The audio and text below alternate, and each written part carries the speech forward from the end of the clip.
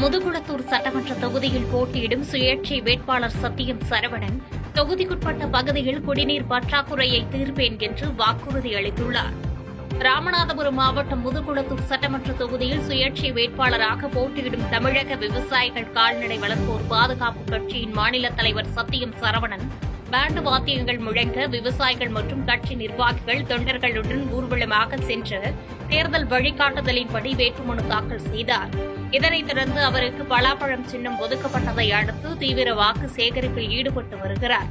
இந்நிலையில் நமது எம்நாடு தொலைக்காட்சிக்கு பிரத்யேக பேட்டியளித்த சுயேட்சை வேட்பாளர் சத்தியம் சரவணன் அவர்கள் தனக்கு இந்திய தேர்தல் ஆணையம் பலாப்பழம் சின்னம் ஒதுக்கியிருப்பதாக தெரிவித்தார். மேலும் முதுகுளத்தூர் சட்டமன்ற தொகுதியில் போதுமான பேருந்து வசதியின்றி மக்கள் அவதிப்படுவதாக குற்றம் சாட்டிய அவர் பேருந்து வசதி ஏற்படுத்தி தருவேன் என்றும் குடிநீர் பற்றாக்குறையை முதலில் போக்குவேன் என்று உறுதிபட தெரிவித்தார்.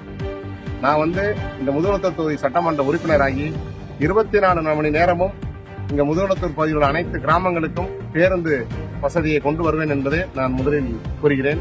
மேலும் பாத்தீங்கன்னா இங்க குடிநீருக்காக மக்கள் பெண்கள் இந்த தண்ணி அந்த வண்டியை தள்ளிட்டு போறதை பார்த்தா எனக்கு அதை பார்த்தாவே உண்மையிலே எனக்கு கண் கலங்குது.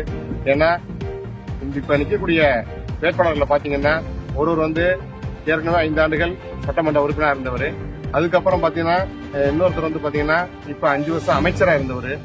பார்த்தா இருவருமே இந்த மக்கள் மீது எந்த விதமான ஒரு அவங்களுக்கு எதுவுமே செய்ய வேண்டும் என்ற ஒரு எண்ணமே இல்லாமல் இந்த ஓட்டு அந்த எலெக்ஷன் தேர்தலுக்கு மட்டும்தான் வருவாங்க. அவங்கள வாக்குக்கு மட்டுமே பயன்படுத்துறாங்க.